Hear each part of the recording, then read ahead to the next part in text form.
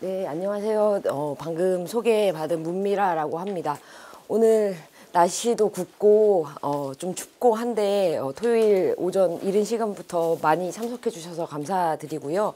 여러 선생님들께 조금이라도 의미 있는 시간을 만들어 드릴 수 있도록 최선을 다해서 말씀을 드려보고자 합니다.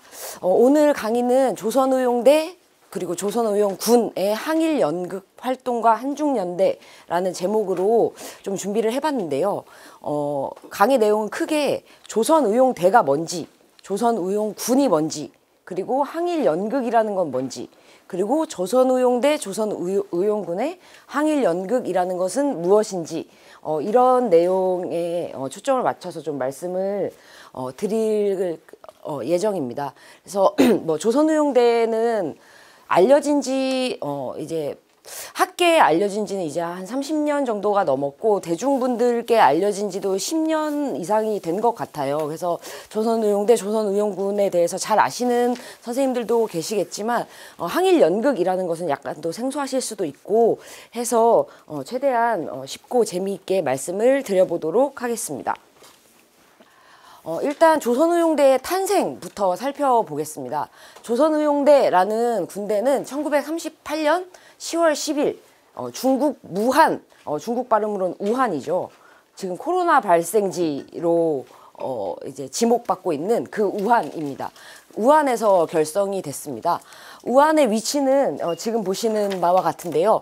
중국의 중심부에 위치하고 있고 지금도 중국에서 5번째로 큰 도시라고 합니다. 그리고 지리적으로 중심부에 위치하고 있고 또 교통도 굉장히 편리해서 많은 사람들이 거주하고 있는 곳이고 요 당시에도 굉장히 큰 도시고 중국 측에게도 중요한 도시였다고 말씀드릴 수 있을 것 같습니다. 한국에서는 비행기 타고 한 3시간 정도 걸린다고 하더라고요. 그래서 그렇게 먼 거리는 아닌데 아무튼 이곳에서 1938년에 조선의용대라는 군대가 창립이 됩니다. 이 조선의용대의 대장은 김원봉, 익숙한 분들도 많으시죠. 1920년에 의열단을 만든 것을 시작으로 독립운동을 시작을 했고 해방 직전까지, 해방 때까지 중국에서 독립운동을 계속하다가 해방 이후에는 잠깐 남한에 있다가 북한으로 월북을 해서 거기서 이제 생을 마감한 인물이죠. 이 김원봉이 창설한 부대가 조선의용대가 되겠습니다. 창립 당시 대원은 97명이었다고 알려져 있습니다. 이 조선의용대가 중국 땅에 어떻게 한국인들로 구성된 부대가 생길 수 있었느냐, 그 배경을 좀 살펴보면 중일전쟁을 이야기하지 않을 수 없습니다. 중일전쟁은 1937년에 발발한 중국과 일본의 전면적인 전쟁이죠. 이 중일전쟁을 중국에서 활동하던 한국인 독립운동가들은 조선이 독립할 수 있는 절호의 기회다라고 생각을 했습니다.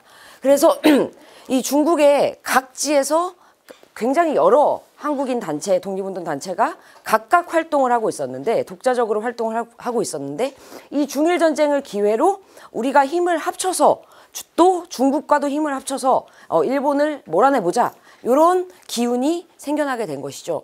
그래서 이 독립운동 세력들끼리 힘을 합치자, 사상 이런 것보다 일단 지금은 일치 단결하는 것이 중요하다 하는 민족 통일전선을 첫 번째 결성 배경으로 꼽을 수 있을 것 같습니다. 그래서 사회주의 단체들, 그러니까 중국에서 활동하던 한국인 사회주의 단체들끼리 힘을 모아가지고 조선민족전선연맹, 뒤에 PPT 슬라이드에 적혀 있는데요.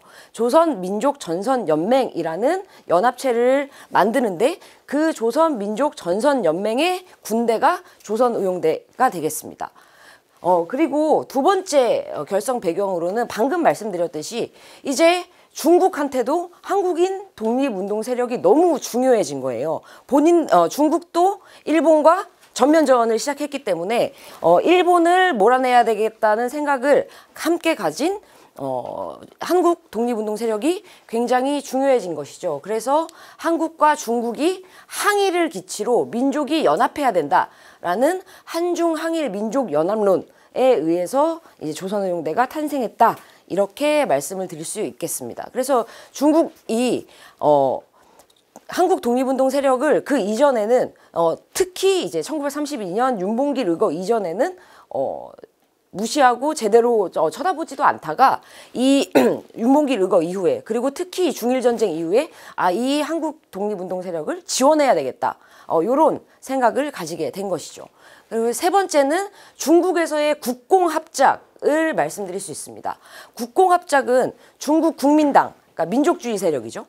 그리고 중국 공산당, 공산주의 세력, 이 두 세력이 갈라져 있다가 역시 중일전쟁을 계기로 일단 우리끼리 싸울 게 아니고 우리 힘을 합쳐가지고 일본부터 중국에서 몰아낸 다음에 그 다음에 이야기를 해보자 하는 것이 이제 국공합작이죠.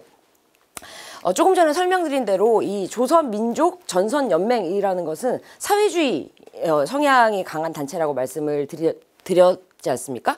이 사회주의 성향의 단체가 만든 이 조선의용대를 이 국공 중에 중국 국민당, 민족주의 세력이 지원을 해요.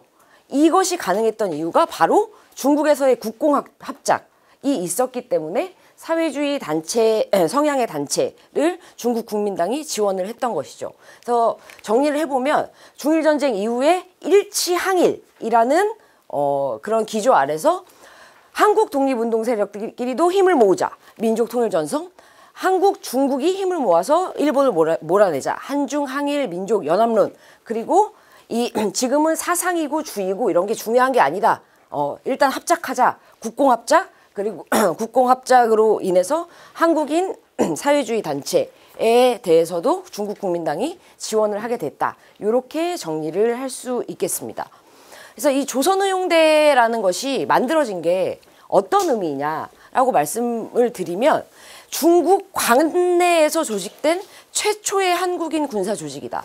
그러니까 중국인이 인정한 최초의 한국인 무장부대다. 이렇게 말씀드릴 수 있는데, 관내라는 것은 여기가 흔히 한국 사람들은 만주라고 부르는, 중국에서는 동북 삼성 지방이라고 부르는 동북 지역인데, 이 동북 지역 끝에, 그러니까 중국 본토랑 사이에 산해관이라는 경계가 있습니다. 그 산해관의 안쪽, 여기를 관내라고 부르는 것이거든요. 그래서 이 중국 관내에서 조직된, 그러니까 중국인들한테는 본토죠. 거기에서 조직된 최초의 한국인 군사 조직이다. 한국 광복군이 1940년 9월에 생기는데 그것보다 2년 정도 빠른 최초의 무장대오다, 한국인 무장대오다, 이렇게 말씀을 드릴 수 있습니다. 이게 굉장히 유명한 사진입니다. 위에 보시면 조선의용대 성립기념이라고 쓰여 있고, 여기 1938년 10월 10일이라고 정확히 날짜가 나와 있죠. 그래서 이 조선의용대 창립 기념으로 조선의용대 대원들이 찍은 사진이고요. 이 자리에서 같이 사진을 찍었던 사람의 증언에 의하면 이 끝에가 조금 접혀서 잘려가지고 한 20-30명이 잘려서 찍혔다, 이렇게 이야기를 하더라고요. 그래서 규모를 어느 정도 짐작해 보실 수 있을 것 같고, 중요한 사람 몇 명만 말씀을 드리면 요 사람, 네, 이 사람이 김원봉이죠. 네, 이 사람이 김원봉이고, 그래서 깃발을 들고 있죠. 여기 조선의용대라는 한글을 풀어서 쓴 겁니다. 지읒, 오, 시읒. 네, 조선의용대라는 한글을 풀어서 쓴 것이고, 영어로도 코리안 발론티어스라고 해서 이렇게 깃발을 들고 있고요. 그다음에 요 사람이 네, 윤세주입니다. 김원봉의 고향에서부터 절친이고 의열단부터 같이 활동을 했던 김원봉의 가장 든든한 친구이자 우군이자, 그리고 조선의용대로서도 굉장히 중요한 인물이었는데, 뒤에서 말씀드리겠지만 1942년에 일본군과의 전투에서 전사를 하는 인물입니다. 그리고 요 사람은 오늘 말씀드릴 항일 연극과 관련해서 조선의용대에서 굉장히 중요한 사람인데요. 김창만이라는 사람입니다. 조선의용대 항일연극 극본을 거의 다 집필한 사람이기도 하고, 사실 김창만은 북한의 정치가로 더 잘 알려져 있는 인물입니다. 해방 이후에 북한에서 활동을 하는데 이 조선의용대의 연극 같은 것을 포함한 모든 선전 활동을 이 김창만이 다 담당을 하거든요. 그래서 요때 경험을 살려가지고 북한에서는 초대 선전 선동 부장, 뭐랄까요, 한국으로 치면은 공보부 장관? 이런 국민들을 대상으로 한 선전 요런 거를 하는 부서의 초대 장관이 되는 사람입니다.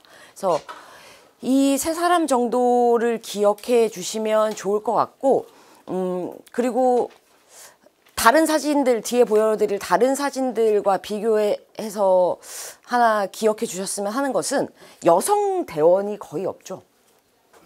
네, 여성 대원이 거의 없습니다. 여기 여성들이 있는데 딱 봐도 제복을 입고 있지 않고 대원으로 보이진 않죠. 그래서 이 대원의 부인이거나 아니면 조선의용대를 창립했을 때 중국인들이 많이 지원을 하는데 그 중국인들의 부인이거나 이렇게 추정이 되고 있습니다. 그래서 어쨌든 대원으로서 여성은 거의 보이지 않는다. 요거를 기억해 주시면 좋을 것 같습니다. 그래서 이 조선의용대의 성격을 설명을 드리겠습니다. 일단 말씀드렸듯이 조선의용대의 결성 배경 중에 중요한 것은 한중 항일 연합론, 그리고 이 김원봉이 굉장히 끈질기게 중국 측, 특히 장개석과 협상을 해서 얻어낸 결과물이 조선의용대거든요. 그래서 이 조선의용대는 조선의 독립을 위해서도 활동하지만 그 전에 중국이 독립을 해야, 중국이 일본과 전쟁에서 승리를 해야 조선도 해방될 수 있다라는 생각을 가지고 중국 승리, 중국의 항전에도 힘을 보태는 그런 부대로서의 성격을 가지고 있었기 때문에 이 조선의용대의 탄생 자체가 이 한중연대의 구체적인 표현이었다. 이렇게 말씀드릴 수 있습니다. 이 한중연대적인 성격은 이 지휘 계통상으로도 확인이 되는데요. 이 조선의용대의 가장 최상층 지휘부는 중국 군사위원회라는 장제스가 위원장이었던 중국 국민정부의 하나의 부서입니다.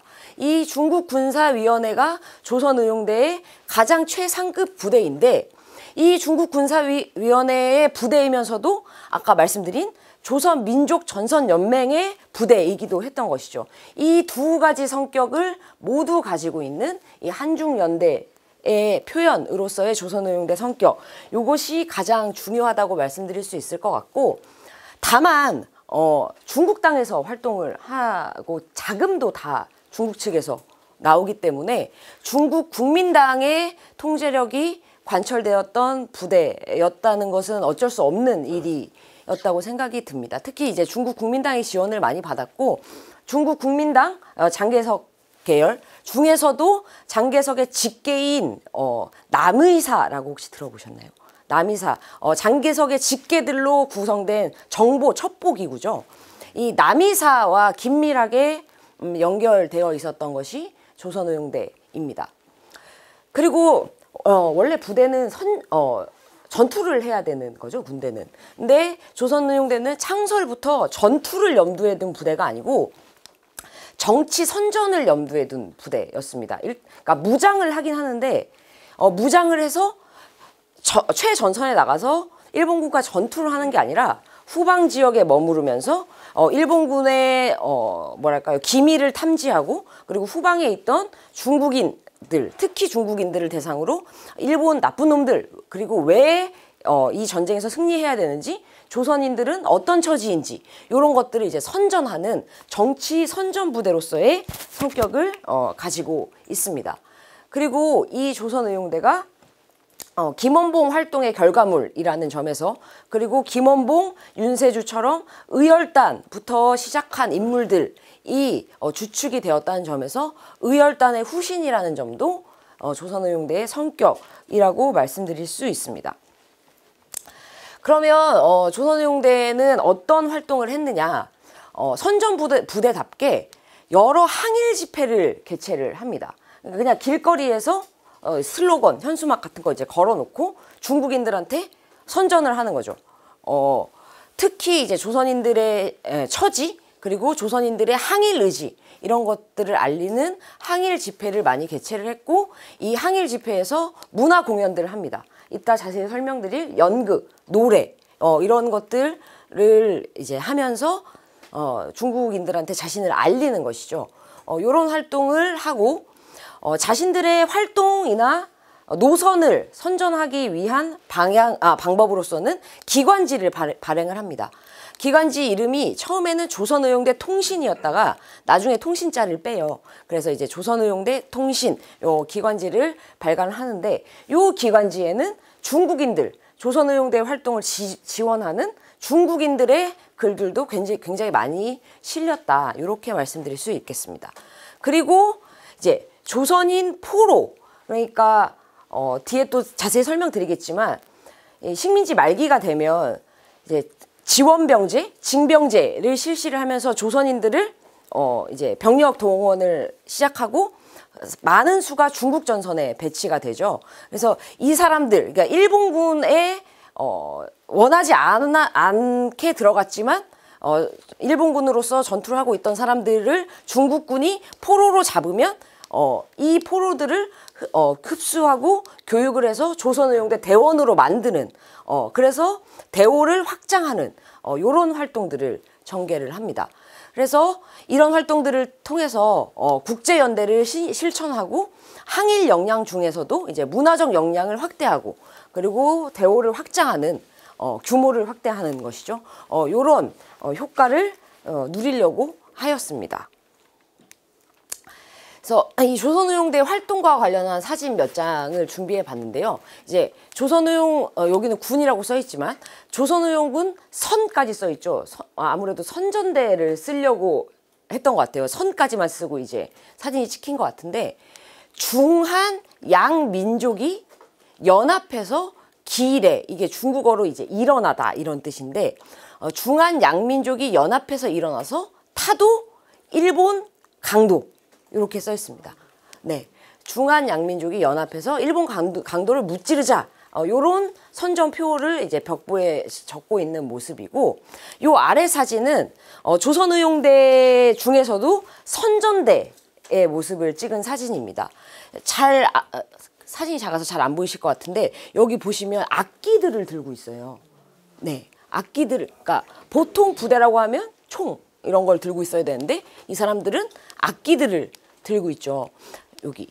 그래서 이 선전 부대로서의 조선의용대의 성격을 굉장히 잘 보여주는 사진이다. 이렇게 말씀드릴 수 있을 것 같고, 이제 요게 이제 말씀드린 기관지 조선의용대 통신입니다. 아무래도 중국에서 발행이 됐고 이걸 많이 읽어줬으면 하는 사람이 중국인들이었기 때문에 중국어로 발행이 되었습니다. 그래서 이런 기관지 발행, 이런 활동들을 했다. 이렇게 말씀드릴 수 있습니다. 그럼 김원봉이 본인이 조선의용대의 활동, 역할, 그리고 목표에 대해서 연설한 영상이 남아 있어요. 그래서 이것도 꽤 유명한 영상이라서 보신 분들이 계실 수도 있는데, 굉장히 여러모로 의미가 있습니다. 1930년대 말, 그러니까 정확히 영상이 언제 찍혔는지는 알려져 있지 않은데, 이 내용을 보면은 39년, 40년 요때 찍힌 것으로 이제 추정이 되는데, 요때 한국어랄까요? 한국어 억양 요런 것들을 또 알 수 있고, 김원봉이 아시는 분들도 계시겠지만 밀양 사람이잖아요. 근데 사투리를 하나도 안 씁니다. 들어보시면 아시겠지만. 그래서 본인의 김원봉이 생각하는 조선의용대의 활동, 임무, 목표에 대해서 김원봉의 목소리로 좀 들어보시겠습니다.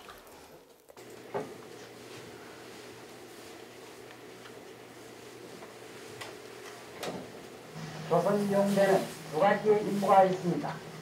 첫째는 조선의용대는 조선민족 해방의 선동대로서 천백만 자기의 동포를 반기해서 조선민족 해방을 쟁취해야 하는 것이, 또 한 가지는 중국 전장사에 있어 국제종교인 것입니다. 이것은 국제 운명의 자태로 형제 군민을 반기해서 최후의 승리를 쟁취해야 하는 데 있는 것입니다. 조선인용대의 공작의 임무는 대적선전인 것입니다.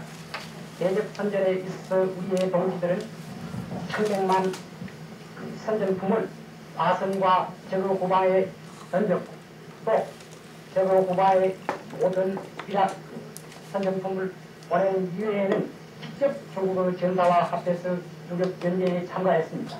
혹시에는 적의 참호 가차에 들어가서 적병으로 사살한 일도 있고 적의 영팡을 부지른 일도 있습니다. 또는 밤중에 교사대에 참가해서 당을 걸리면서 적과의 투쟁한 일도 있는 것입니다. 이와 같은 모든 공작은 중국 우의 동정과 중국 사병의 명령에 의해서 공고히 진행된 것입니다. 그러나 우리는 이것으로서 만족하지 않습니다. 과거의 제2기의 투쟁에 있어서는 조선 청년의 일본 제국주의에 대한 전투적 이기를 표현하는 데 불과한 것입니다.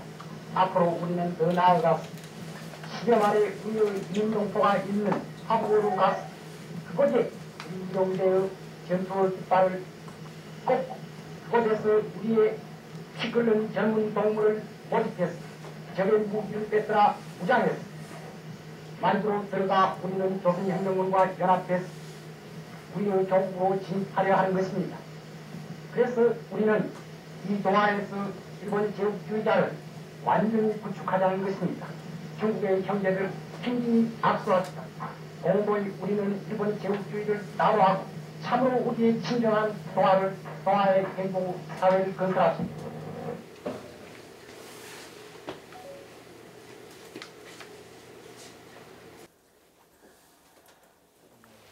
네, 어떠셨나요? 이 김원봉의 목소리로 듣는 조선의용대의 활동과 그 전망 그리고 목표 이런 것을 확인할 수 있는 영상이었는데 정확히 말을 하고 있죠. 대적 선전, 선전을 정확히 얘기하고 근데 이제 전투도 했다 이렇게 이야기를 하고 그리고 우리는 여기에 멈추지 않는다. 화북으로 가서 우리 동포가 많이 살고 있는 만주에 가서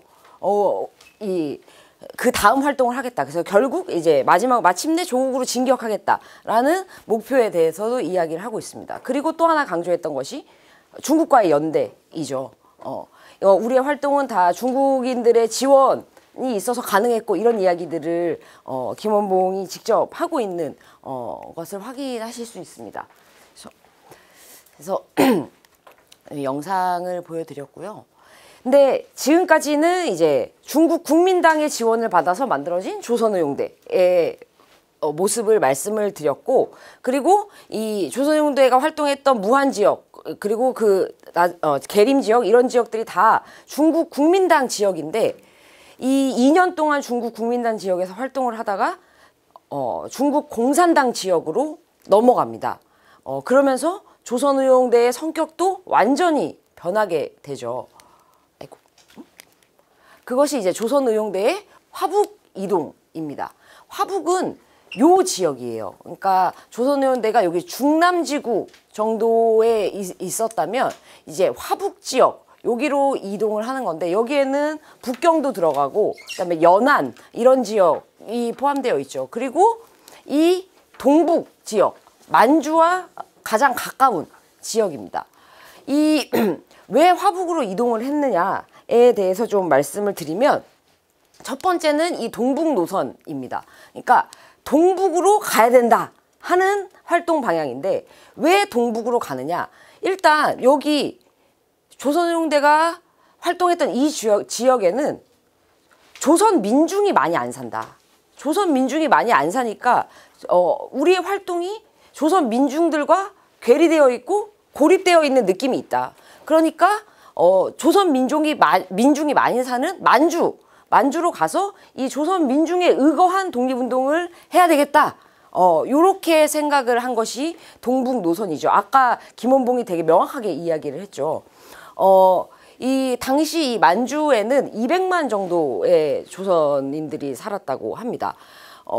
그리고 근데 이제 동북 지역으로 바로 갈 수는 없는 거죠. 왜일까요? 이 지역이 일본이 자신의 괴뢰국으로 세운 만주국이라는 국가가 이 시기에 만주에 존재하고 있었기 때문에 그러니까 식민 지배를 받고 있는 조선과 비슷한 처지였던 거죠. 그러니까 여기에 들어가서는 활동을 활발하게 할 수 없었던 거죠. 그래서 가장 가까운 지역에 가서 기회를 보겠다 하는 것이 이제 동북 노선이었던 것이고 두 번째 이동의 원인은 중국 국민당의 우경화 그리고 국공합작의 파탄입니다.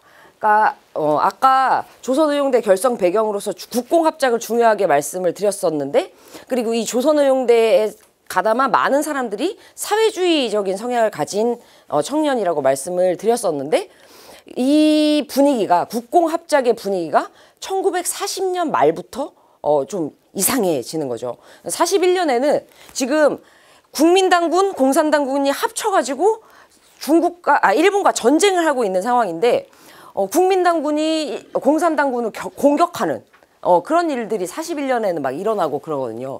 그래서 이 중국 국민당 내부에 공산당 놈들이랑은 나 더 안 되겠는데 하는 분위기 그리고 국공합작이 흔들흔들하는 요 분위기 요런 분위기도 조선의용대의 이동에 영향을 미쳤다. 왜냐하면 이 화북 지역은 중국 공산당의 근거지였거든요. 그래서 공산당 지역으로 넘어가야 되겠다. 이런 생각들을 가지게 했던 것이죠. 또 중국 공산당도 이 조선의용대의 역량을 굉장히 높이 평가를 했습니다. 그래서 와라, 오면 우리가 지원도 잘 해주고 할 테니까 우리 지역으로 넘어와서 활동해라. 이런 식의 유도가 있었고 실제로 적극적으로 지원을 했죠. 그래서 이런 중국의 정세 변화들 중국 측의 땡김, 밀고 땡김 이런 것들이 있었고 또 종래 활동에 대한 반성 이건 뭐냐면 아까 지나갈 때 말씀드렸는데 도대체 우리가 여기서 뭐 하는 거지? 후방에 이렇게 있으면서 일본군이랑 전투도 한번 못 해보고 조선인들 잘 만나지도 못하고 우리가 여기서 뭐 하는 거지? 조금 더 활발하게 활동할 수 있는 데로 가야 되는 게 맞는 거 아닌가? 요런 반성들이 있었던 거죠.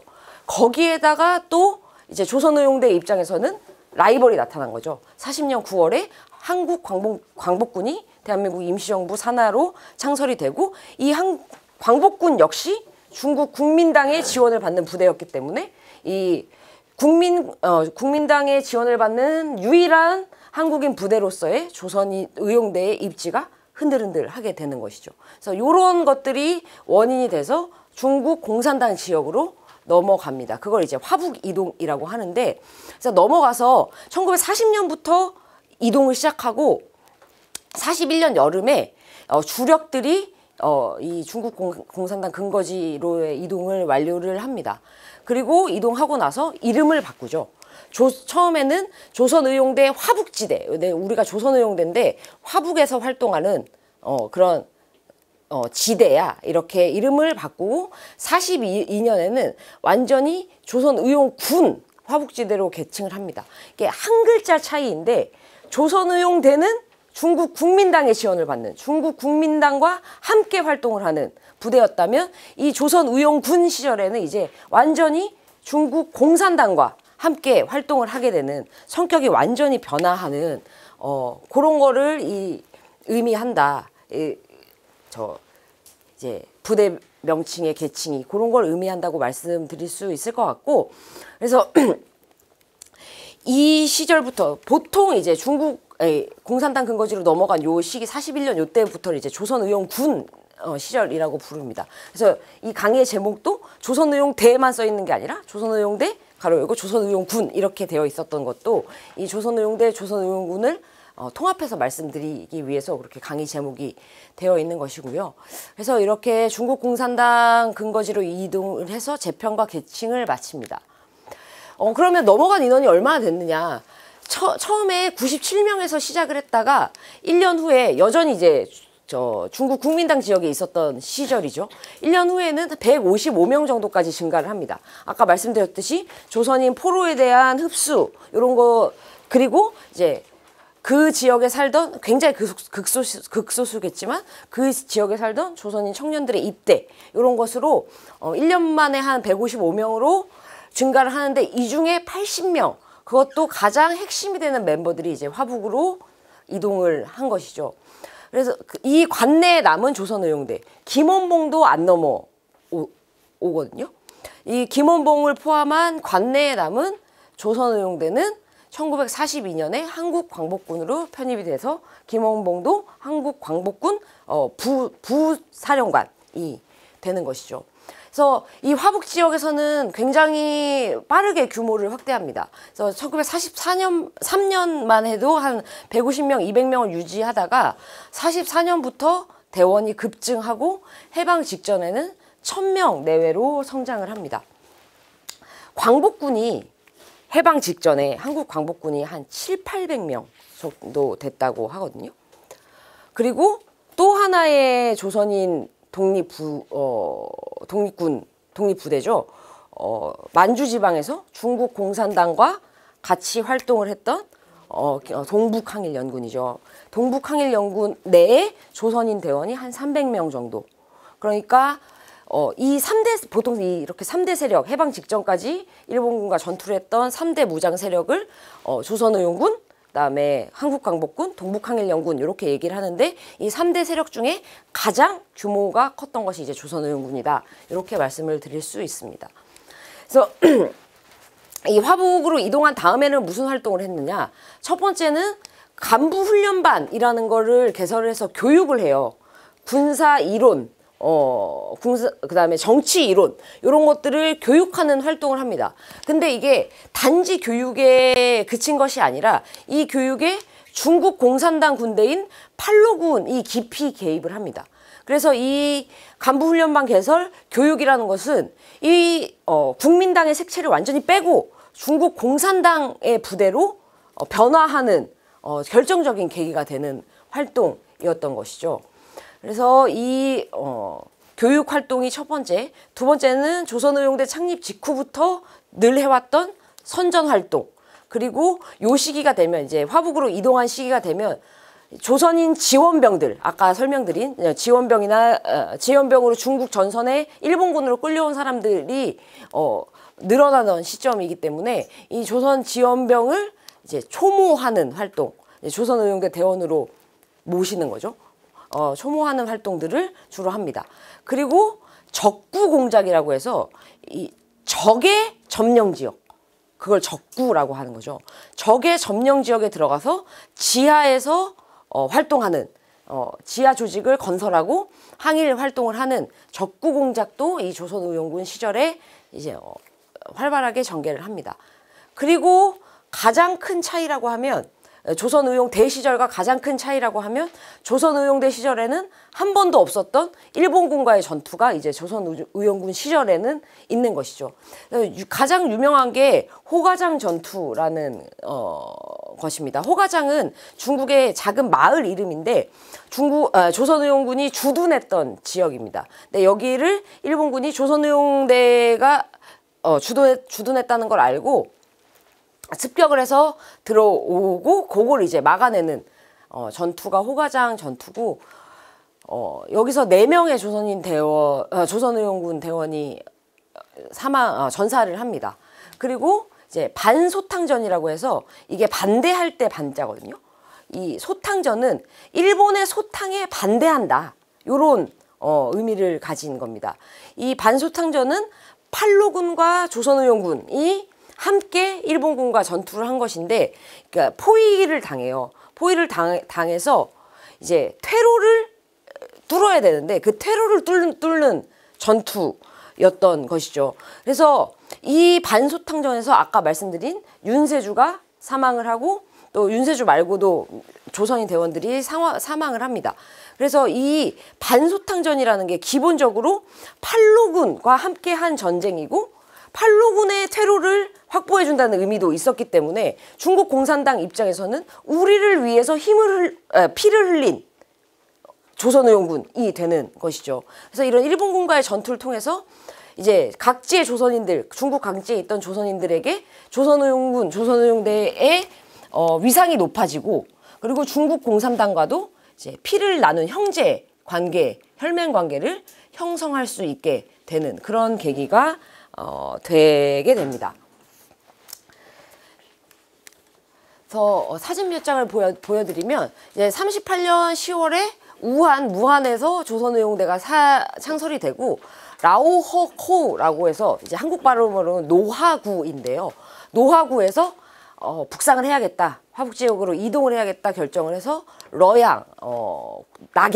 낙양에서 이제 도하를 합니다. 이제 태양산 방면으로 도하를 해서 이동을 하고 이제 41년에 스좌장 석가장 전투라고 부르는 전투를 하고 연안으로도 이동을 했다가 이제 마지막으로 최종적으로 해방이 되면 만주를 거쳐서 북한으로 들어가는 이런 이동 경로를 보이고요. 이 세 사진은 전부 다 태양산에 있는 조선의용군 관련 유적입니다. 이제 태양산에는 조선의용군 열사기념관이라고 해서 전시관, 박물관도 이제 위치를 하고 있고 중국 정부에서 관리를 하고 있죠. 이 밑에 두 사진은 이제 조선의용군이 주둔했던 지역에 세워진 전적비인데 글씨가 좀 작지만 순국선열 전적비라고 써 있고 여기 아주 글씨가 작지만 조선의용군 태양산 항일전 이렇게 써 있습니다. 태양산 이 두 글자가 좀 안 보이는데 항일전 이렇게 써 있는 전적비입니다.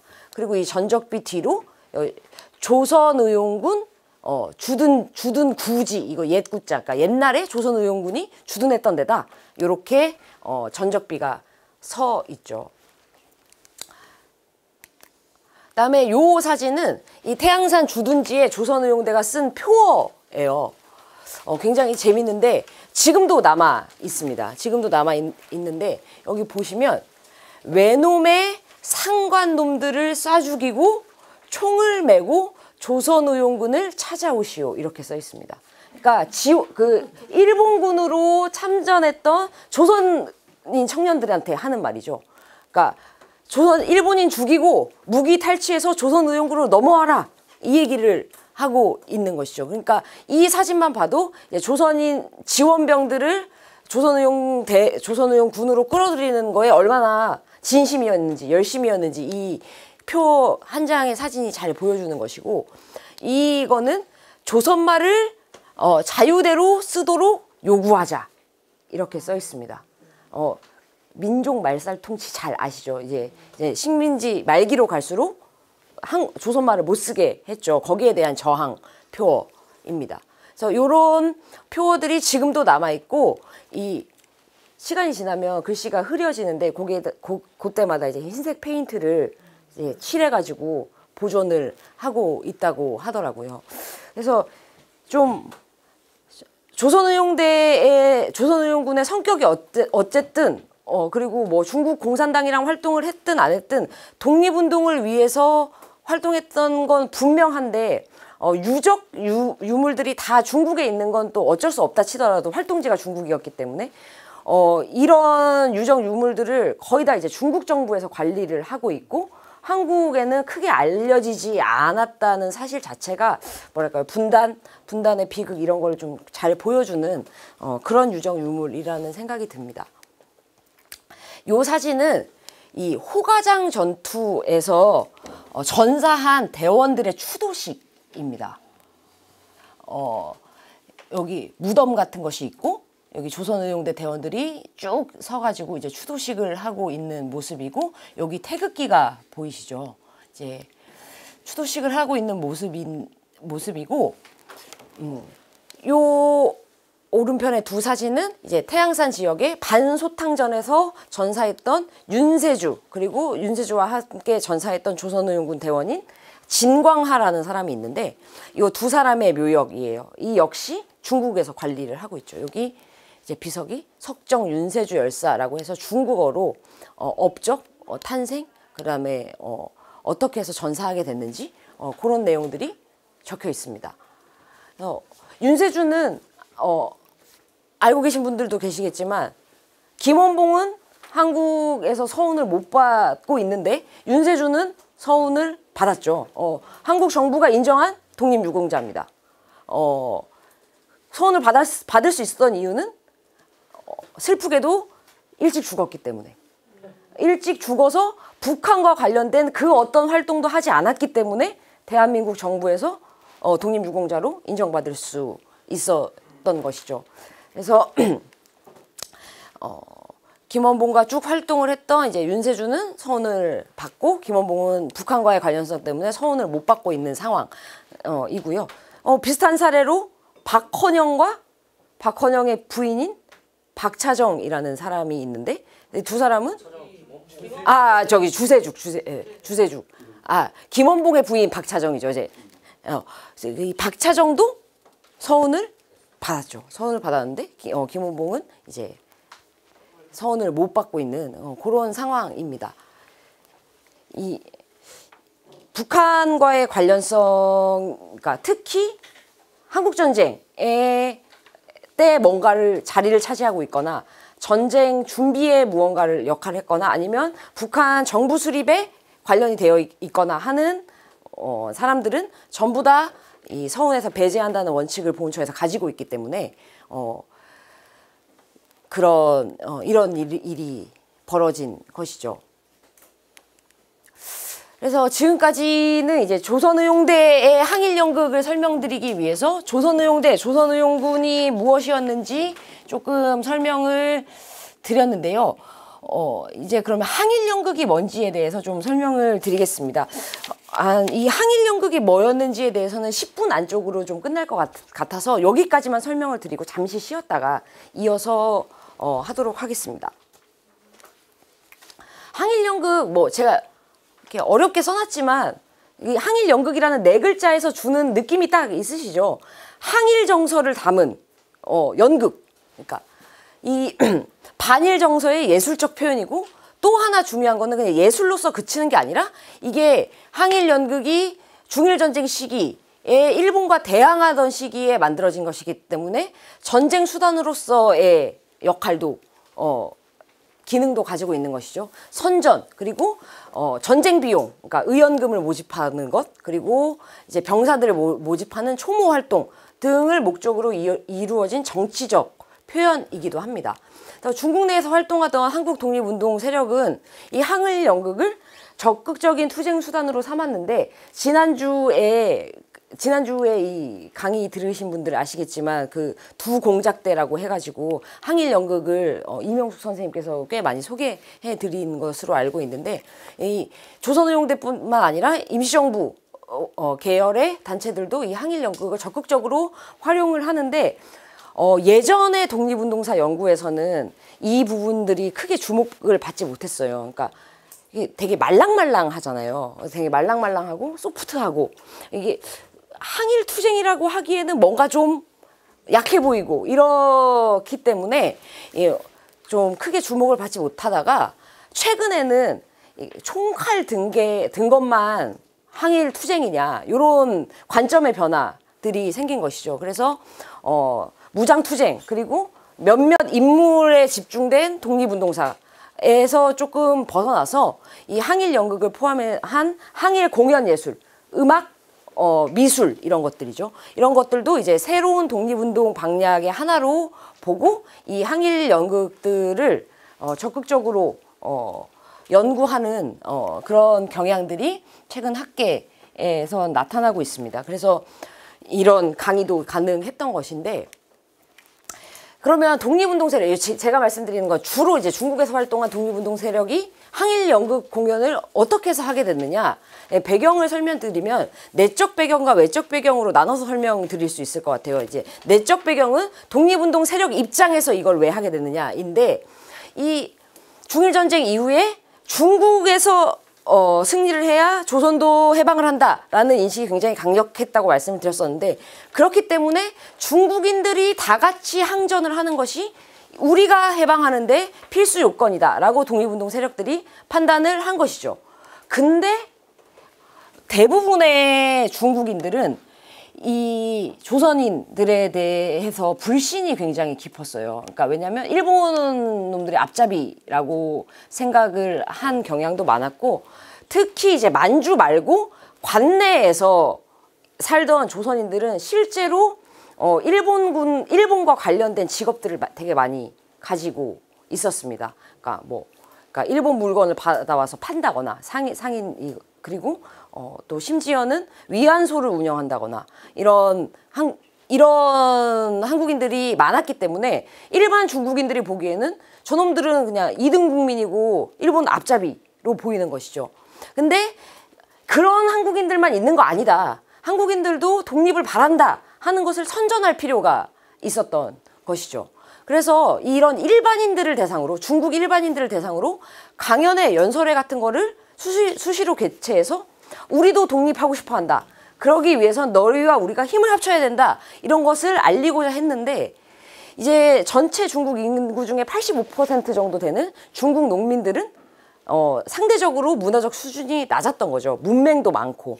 그래서 말로 하는 거, 강연, 그리고 팜플렛, 글을 써서 하는 선전물, 이런 것들은 큰 효과를 거두기가 어려운 측면이 있었던 겁니다. 그래서 언어적 장벽이 그나마 낮은 노래, 연극, 요런 걸로 중국인들한테 좀 다가가 볼까? 요렇게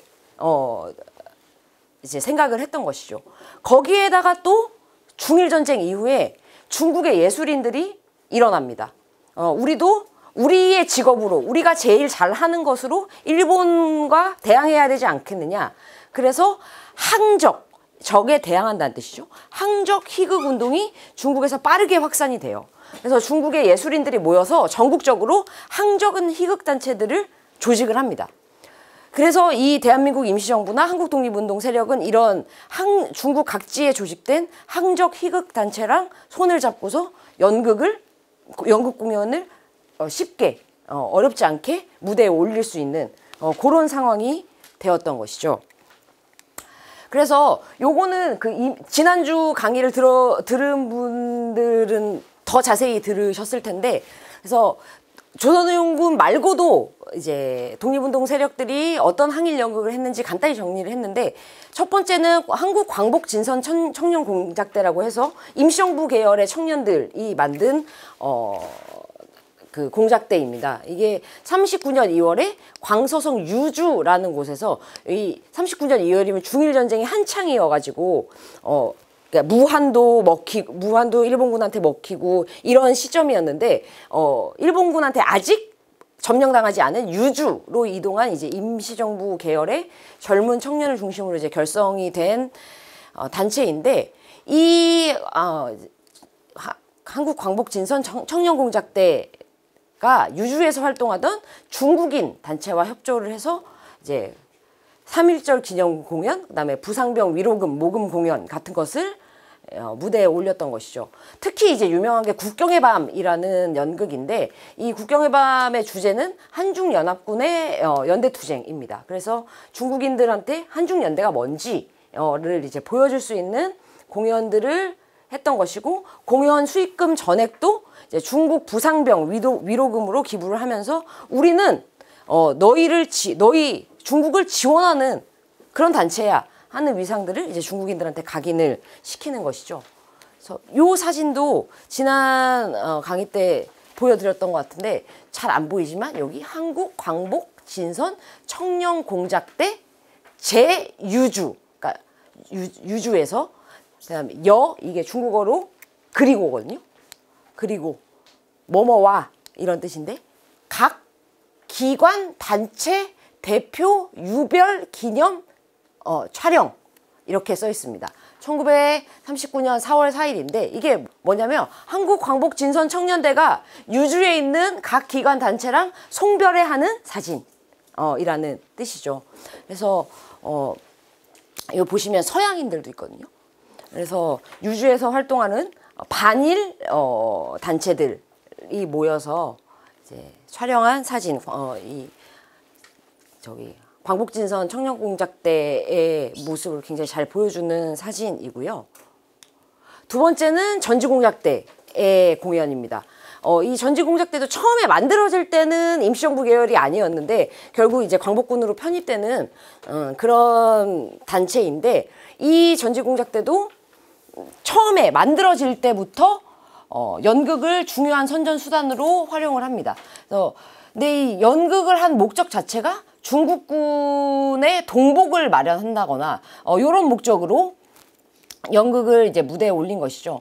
이 전지공작대는 중경에서 만들어지는데, 만들어지자마자 서안으로 이동을 하거든요. 서안에서도 한중우호를 다짐하는 연극들을 계속 무대에 올립니다. 서안에서의 공연 수익금도 중국군의 여름 군복을 마련하는데 쓰였죠. 그래서 이 전지공작대의 연극을 본 중국인들은 이제 이번 공연이 중국군에 대한 경의와 열정을 표현한 거다. 요렇게 평가를 하기도 했습니다. 요 사진은 이 전지공작 때 공연 사진은 아닌데 여기 보시면 1944년 서한이라고 써 있죠. 그리고 한국 3.1 혁명절 3.1절이죠. 아리랑 공연 기념이라고 써 있습니다. 그래서 이 전지공작 때가 광복군으로 편입되면서 계속 연극 활동을 하는데 이 광복군으로 편입한 이후에 아리랑 공연 장면이죠. 그리고 요거는 이제 전지공작대라고 명확히 쓰여 있는 이 깃발이 쓰여 있는 김구와 함께 찍은 전지공작대의 사진입니다. 그리고 굉장히 어리죠. 젊은 청년들로 구성된 것을 잘 알 수 있고, 그래서 이 임시정부 계열의 단체들에서도 항일 연극들을 여러 차례 했다. 그럼 이 항일 연극들의 의의는 뭐냐? 일단 준비 단계에서부터 중국 측 예술단체와 손을 잡았기 때문에 그래서 항일 연극을 완성한 경우가 적지 않았기 때문에 이 자체로 한중연대의 의미를 가지고 있다라는 거를 첫 번째로 말씀드릴 수 있을 것 같고, 두 번째는 또 제 길게 써놨지만 이 항일 연극 자체가 목적이든 주체든 다 독립운동의 한 과정으로 볼 수 있는 거다. 이게 두 번째 의의라고 말씀드릴 수 있을 것 같습니다. 그리고 이제 이 독립운동 세력한테는 이 항일 연극이 타국에서 활동을 하는 자신들한테 민족 정체성을 확인하는 계기이기도 했던 것이죠. 3.1절 기념 때 공연을 하고 아리랑 공연을 하고 이런 것들을 통해서 이제 민족 정체성을 확인을 하는 그런 의미를 가지고 있고, 아까 공연 수익금이 어디에 사용됐는지를 통해서도 알 수 있듯이 한국의 독립은 물론 중국의 승리에도 유무형적으로 이바지한 그런 의미를 가지고 있다. 요렇게 말씀드릴 수 있습니다. 지금까지가 이제 일반적인 항일 연극의 의의였다면, 그러면 조선의용군의 항일 연극은 어떤 의미를 가지고 있고 어떤 내용들이었는지를 좀 설명드리도록 하겠습니다. 이런 항일 연극을 조선의용군도 활발히 이제 공연을 했는데요.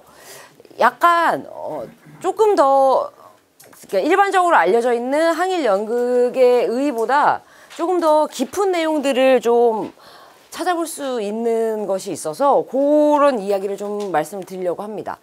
일단 첫 번째, 그러니까 몇 개의 연극을 말씀드릴 텐데, 첫 번째 연극이 조선의 딸이라는 연극입니다. 이제 조선의용대 시절에 이제 공연했던 조선의 딸이라는 연극인데, 이 조선의 딸이 조선의용대 활동 중에 조선인 포로 흡수와 어떤 관련이 있는지를 말씀을 드리려고 합니다. 이 조선의 딸이 공연된 지역은 계림이라는 지역입니다. 이 무안에서 38년 10월 10일에 조선의용대가 만들어졌는데 일본군이 금방 이 무안을 침공을 해요. 그래서 조선의용대가 창설 한 달 만에, 그러니까 38년 11월이죠. 요때 광서성 계림이라는 지역까지 이제 본부를 옮겨야 했습니다. 근데 이 조선의용대만 옮기는 게 아니라 피난, 후퇴 이런 거죠. 중국인들도 전쟁이 일어나지 않는 지역으로 이동을 했어요. 그래서 수많은 중국의 문화인들도 계림으로 이동을 합니다. 수천 명 정도가 이동을 했다고 하고, 이 중에 중국 전체에서 이름난 문화인만 한 200명 정도가 이때 계림에 살았다고 하거든요. 그래서 이 중일전쟁 시기에 계림은 문화도시이자 항적 문예활동의 중심지였다고 말씀을 드릴 수가 있습니다. 연극도 굉장히 활발히 공연이 됐는데, 이 계림에서 활동하던 극단이 100개 이상, 그리고 매일매일 공연이 있고 공연마다 극장들이 이제 관중들로 10,000원을 이루는 그런 모습을 보였다고 합니다. 그리고 문화도시답게 언론사나 출판사 이런 것들도 계림에 굉장히 많이 들어왔었는데, 이 구망일보라는 언론사가 있는데, 흥미롭게도 이 구망일보는 중국 공산당 계열의 언론사예요. 이 구망일보에 조선의용대 관련 기사들이 굉장히 많이 실립니다. 그래서 요런 도시가 가지고 있는 성격이 조선의용대가 항일 연극을 발전시키는데 엄청나게 큰 도움을 줬고, 중국인들 입장에서도 자신들의 활동에 조선의용대가 크게 도움을 줄 것이다 라고 기대를 하면서 지원을 한 것이죠. 여기 요 하단, 여기가 광서성이고요. 굉장히 홍콩과도 가까운 이 중국 최남단 지역 중에 하나입니다. 그리고 조금 작지만 여기가 방금 보여드린 여기가 무안이고 이렇게 이동을 해온 것이죠. 그리고 요 사진은 이제 지금 구글 지도 이게 꽤 먼 거리인데 여기를 이동해 왔고, 뭐랄까요, 독립운동의 발자취를 따라가는 답사 코스로서도 굉장히 좀 좋은 그런 지역이라고 생각이 듭니다. 그래서 계림의 위치를 대략적으로 말씀을 드렸고, 요게 계림에서 찍은 조선의용대의 사진입니다. 조선의용대 1주년 기념 39년 10월 10일 계림에서 라고 쓰여 있죠. 그래서 여기선 제가 표시를 안 했는데 어디냐, 여기가 김원봉, 여기가 김원봉의 사진이고, 제가 초반에 기억해 주셨으면 좋겠다라고 말씀드린 것 중에 창립 기념 때는 여성 대원이 거의 없었는데 요 뒤에 여성들의 모습이 보이시죠. 1년 만에 여성 대원들이 이렇게 조선의용대에 입대를 한 겁니다. 이 여성 대원들이 누구였을까? 어떻게 입대를 했을까? 그리고 이게 연극이랑 어떤 관련이 있을까? 이런 거를 말씀을 드리려고 합니다. 네, 요 사진은 지금 현재에 요것도 한 10년 정도 된 사진인 것 같긴 한데, 이 계림에 있었던 조선의용대 본부터의 현재 2000년대 중후반 때의 모습입니다. 이 노란색으로 표시되어 있는 데가 계림에서 조선의용대 통신이라는 기관지를 발간하던 기관지 발간터이고, 이 뒤쪽이 조선의용대 본부터, 그리고 계림에서 조선의용대 본부가 한번 옮겨져요. 그래서 여기도 이제 본부가 있었던 곳의 현재 모습입니다. 이런 계림에서 조선의 딸이 공연이 되는데 3.1운동 20주년, 그러니까 1939년이죠. 20주년을 기념해서 공연한 연극이 조선의 딸입니다. 그래서 조선의용대 선전대가 아까 악기 들고 있었던 선전대가 한 달 동안 준비를 한 연극이고, 극본과 연출은 선전대 대장, 아까 말씀드렸던 김창만이 맡습니다. 김창만은 아까도 잠깐 설명드렸지만 굉장히 엘리트 출신이에요. 중국 중산대학이라고 광저우 지역에 있는 지금도 중국에서 유명한 대학이죠. 이 중산대학 출신이고 육군 군관학교에서 수학하기도 했던 굉장히 엘리트 출신이고, 조선의용대 선전을 총괄하던 사람이었는데, 지금 알려진 바에 의하면 이 중산대학을 다닐 때부터, 대학생 시절부터 연극에 되게 관심이 많았다고 합니다. 그래서 이제 본인의 관심사를 항일 연극으로 풀어낸 것이죠. 그리고 이 준비를 하면서 조선의용대만 함께한 게 아니라 중국인 문인, 그러니까 계림에 와 있던 굉장히 많은 중국인 문인, 그리고 중국 측 국방예술사라고 해서 영화사의 도움을 받아서 공연을 준비하고, 이 무대에 중국인 연기자도 올라갔다고 해요. 그래서 조선의 딸 자체도 이제 한중연대의 모습을 보이고 있는 것이고, 당연히 이제 중국인 관객들을 대상으로 조선인의 항일 의지를 알리고, 또 그 사람들을 항일 전선으로 끌어내고, 그리고 중일전쟁을 치르고 있는 중국군들을 위로하는 전쟁 비용을 마련하려는 목적으로 공연이 됐는데, 이 공연이 굉장히 크게 성공을 했다고 합니다. 그래서 자료에는 계림시가 떠들썩할 정도로 큰 성공을 거뒀다, 이렇게 나오는데, 이렇게 계속 조선의 딸이 알려지고 중국의 관객을 모을 수 있었던 거에는 이제 궁황일보의 역할이 되게 컸습니다. 궁황일보는 지면을 대폭 할애해서 중국인들의 이 조선의 딸 공연 감상평을 계속 실어줘요. 그래서 이 중국인들이 이 조선의 딸을 보고 최근 계림에서 공연되었던 여러 연극 가운데서 가장 감동스러운 작품이다. 엄청 극찬이죠. 매일매일 극단 100개 이상이 공연을 하는데 그 중에서 제일 감동스러운 작품이다, 이런 극찬이 있는 반면, 연기자들이 중국어를 못해. 그래가지고 좀 어색한 면이 있었어. 요런 비평도 있습니다. 그래서 근데 요런 비평은 이 비평을 이제 조선의용대가 받아들여가지고 주연 배우들한테 중국어 교육을 굉장히 빡세게 시킨다거나 중국어가 안 되면 주요 배역을 안 주거나 이런 식으로 해가지고 이제 조선의용대 연극 수준을, 그러니까 중국인 관객들을 대상으로 하는 연극 수준을 이제 높이는데 이런 비평들을 이제 수용해서 연극 수준을 이제 향상시키려고 노력을 많이 했던 것이죠. 그리고 조선의용대 통신이라는 기관지, 그리고 동방전우라고 해서 이거는 조선의용대 대원이었던 이두산이라는 사람이 있는데요. 이두산이 개인적으로 발행한 잡지입니다. 근데 본인이 조선의용대 대원이니까 조선의용대 활동에 대해서도 굉장히 많은 기사를 실죠. 그래서 이런 조선의용대 계열의 잡지에서도 연극의 의의들이 굉장히 많이 선전이 되고 있는데, 예를 들면 이런 거죠. 여기 조선의용대 통신의 일부인데요. 조선의용대 통신. 여기에 공연 조선적 여아적 혁명적 의의라고 해서 공연 조선에 따른 혁명적 의의라고 이제 이 기사를 실은 거죠. 그래서 글씨가 굉장히 작지만 여기 조선의 여아, 조선에 따른 3일 대혁명 기념일에 공연됐다라고 명확하게 쓰여 있죠. 그리고 이따 말씀드린 줄거리 같은 것도 이런 기사에 다 소개가 되어 있어요. 그리고 요거는 이제 동방전우에 실린 건데, 조선의 딸과 아리랑이라고 해가지고 3월 1일에 조선 3.1운동 20주년 기념일에 계림에서 조선의용대 본부가 이제 여기 낙군사라고 써 있는 거 보이시나요? 낙군사. 이게 계림에 있던 호텔이거든요. 낙군사.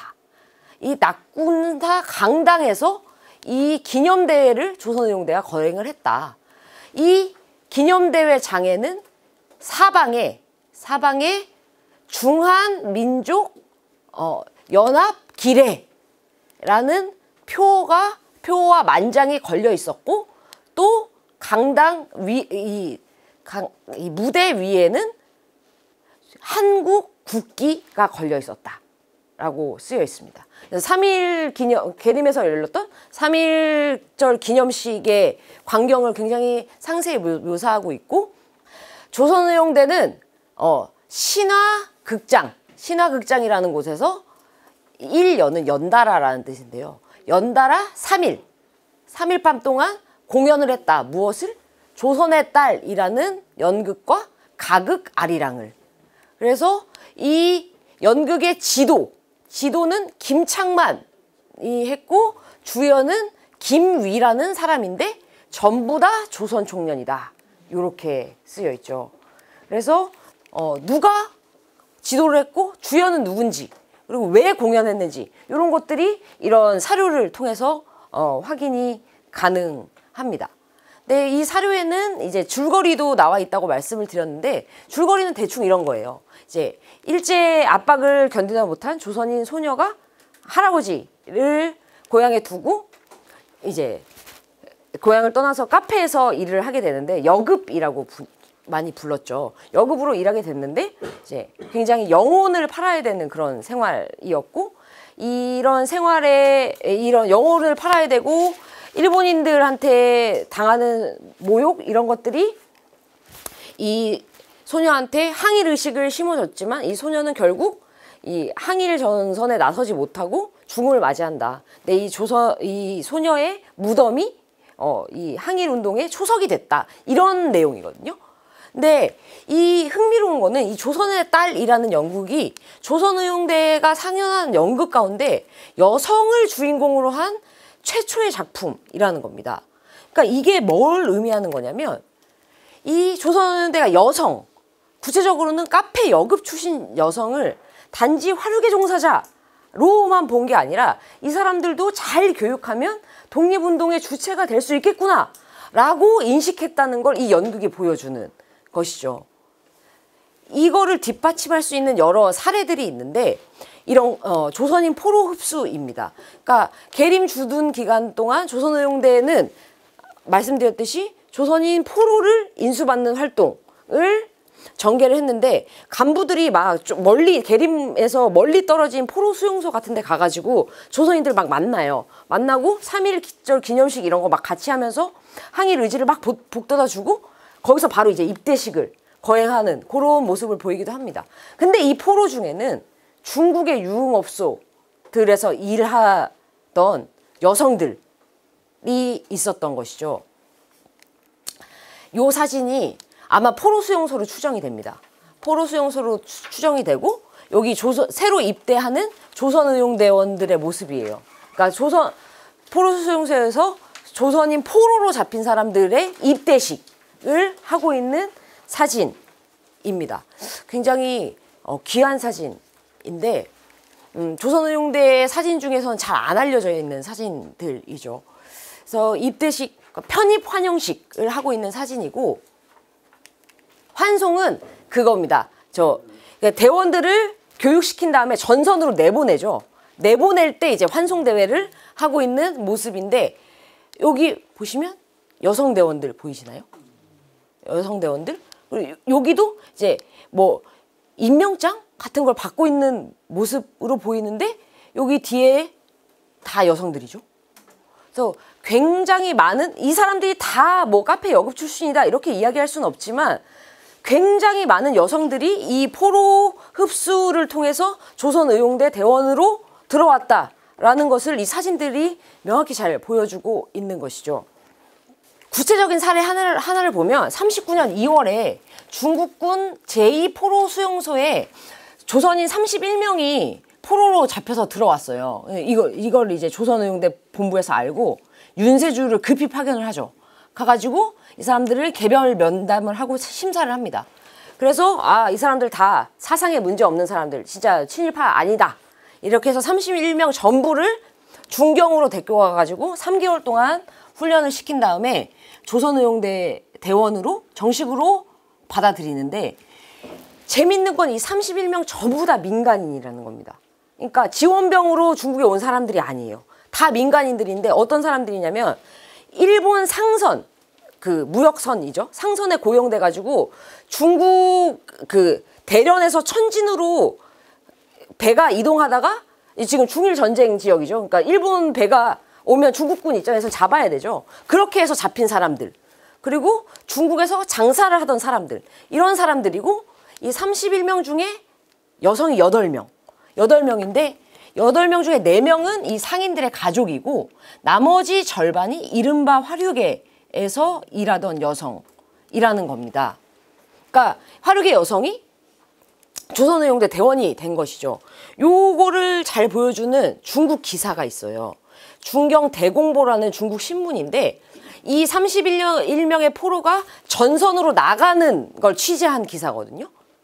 행렬의 맨 뒤에는 16, 17세가량의 소녀가 자리하고 있는데 얘네들은 예전에 커피점 종업원, 종군 위안부 생활을 했던 사람들이다 라고 쓰여 있죠. 그리고 또 재밌는 거는 이 환송식에서도 연극을 했다는 겁니다. 이 두 편의 연극 공연을 끝으로 환송대회는 원만하게 마무리됐는데 두 편 중에 한 편은 중국콘이라는 거는 포로들이 직접 각본을 쓰고 연출과 연기까지 담당을 했다라고 밝히고 있죠. 그래서 이 연극이라는 것이 굉장히 조선의용대의 무슨 행사마다 굉장히 잘 활용이 됐고 본인들의 이야기를 직접 담은 연극으로 이제 발전을 하고 있는 그런 모습을 이 중국 신문이 보도를 하고 있습니다. 그래서 이 조선의 딸과 조선의용대 포로 흡수가 어떤 관련이 있느냐를 정리해보면 이 조선의 딸이라는 거는 그냥 막 이게 예술적으로 의미가 있을 것 같아가지고 여성을 주인공으로 한 게 아니고 이 조선인 포로에 대한 교육을 통해서 조선의용대가 쟁취한 카페 여급 출신 조선의용대 대원을 모티브로 한 연극이었다. 이렇게 말씀을 드릴 수가 있고 이 연극에는 이제 독립운동의 주체로 여성에 주목한 조선의용대의 인식 변화 그리고 이들을 적극적으로 받아들여서 그 이후를 준비해야겠다 하는 조선의용대의 활동이 반영되어 있는 것이 이 연극이다. 이렇게 말씀드릴 수 있습니다. 그래서 요 사진은 이분이 화류계 출신이다 이렇게는 이야기할 수 없지만 조선의용대에 1939년경에 편입된 여성을 가까이서 찍은 사진이에요. 그래서 이 39년이 되면 조선의용대 부녀복무단이라고 해가지고 여성들로만 구성된 이 조선의용대 내부에 조직이 생기기도 하거든요. 그래서 여성들 주로 이제 군복 빨아주고 이렇게 군복 기워주고 식사 만들고 이런 역할을 하는 부녀복무단이라는 여성들로만 조직된 그 조직이 생길 만큼 이제 여성 대원들의 흡수가 활발했다. 그리고 이것을 반영한 것이 조선의 딸이란 연극이다. 이렇게 말씀드릴 수 있습니다. 다음 연극은 조선인 지원병 관련된 연극인데요. 아까 계속 여러 차례 말씀드렸지만 이제 일제가 38년부터 지원병제 그리고 44년에는 징병제를 실시하면서 이제 조선인 청년들을 전선으로 동원을 하는데 이 지원병이라는 제도가 38년에는 육군에서만 시작됐지만 43년에는 이제 해군으로까지 확대가 되고 43년에 학도지원병 제도라고 해서 굉장히 유명하죠. 그러니까 전문학교, 대학교에 다니던 조선인들을 장교로 데리고 가는 일본군 장교로 데리고 가는 이제 학도지원병 제도도 43년에 실시가 됩니다. 그래서 이 지원병 제도로 동원된 조선인은 한 18,000명 정도로 추산을 하고 있고 이 중에서도 학도지원병으로 간 사람들은 한 5,000명 정도로 추정을 하고 있습니다. 이 지원병은 초기에는 조선 내에 일본군에 배치가 됐어요. 중국에 보내기가 꺼림칙하죠. 일본 입장에서는 언제 중국 편으로 넘어갈지도 모르고 조선인들이니까 그래서 꺼림칙했는데 전황이 점점 일본한테 불리해지면서 그리고 전선이 점점 확대되면서 일본군이 진출해 있는 대부분의 지역에 이 지원병 출신 조선인들이 배치가 됩니다. 그래서 이 사진은 조선 총독부 관보라고 해서 지금 대한민국 정부도 관보가 있죠. 그러니까 주요 법령들을 실은 관보인데 여기에 육군 특별 지원병 제도를 공포함이라고 쓰여 있는 관보입니다. 이 지원병으로 중국에 온 사람들 얘네들을 우리가 흡수해야 되겠다. 아까 외놈의 상관을 싸 죽이고 이 표어도 바로 이 지원병 총무 활동의 일환이었던 것이죠. 이 조선의용대는 지원병 제도가 실시된 초기부터 관심을 가지고 있었는데 이걸 잘 보여주는 것이 한지성이라는 사람의 글입니다. 이 조선의용대의 굉장히 뛰어난 이론가 중에 한 명이고 나중에는 인면정구 공작대라고 해가지고 그 버마 동남아시아 전선까지 가가지고 일본군이랑 전투를 한 사람이거든요. 이 사람이 40년에 조선의용대에 실은 글에서 지원병 제도에 대해서 되게 상세히 분석을 합니다. 그러면서 글 마지막을 이렇게 끝을 맺고 있죠. 이 사람들 누구가 진정한 적인지를 알면 돌연 입장을 바꿔서 혁명 진영에 설 사람들이다. 지원병들 말하는 거죠. 그렇기 때문에 조선 혁명자들은 일제의 기도를 분쇄하고 이들 지원병을 쟁취하는 공작이 필요하다. 조선의용대 이미 중국 항전에 참여해서 이런 지원병을 쟁취하는 공작을 하고 있는데 더 열심히 해야 된다. 이런 조선 지원병 문제라는 글을 조선의용대 기관지에 실습니다. 조선의용대가 이 지원병 총무 활동을 굉장히 중시했다는 걸 이 글이 보여주고요. 이 조선 지원병 문제라는 글의 원본을 좀 보여드리고 싶어가지고 좀 가지고 와봤습니다. 이게 한지성이라고 명확히 써 있고 일본은 이게 중국어로 하면 웨이션모라고 해가지고 왜 지원병 제도를 실시하는가부터 시작해서 지원병 제도 실시의 의미는 뭔가 뭐 이런 것들을 상세히 분석하고 이게 7페이지고 10페이지 이제 마지막 보면 방금 앞 슬라이드에서 설명해 드렸던 그게 이제 그 내용이 적혀 있습니다. 조선의용대의 지원병을 쟁취하는 활동을 열심히 해야 된다라는 부분이 확인이 됩니다. 그래서 조선의용대는 이제 지원병 출신 조선인들을 유인해내는 일을 주요 목표로 삼는데, 사실 이게 또 하나 중요한 건, 누군가 조선인이 중국에서 탈출을 하잖아요.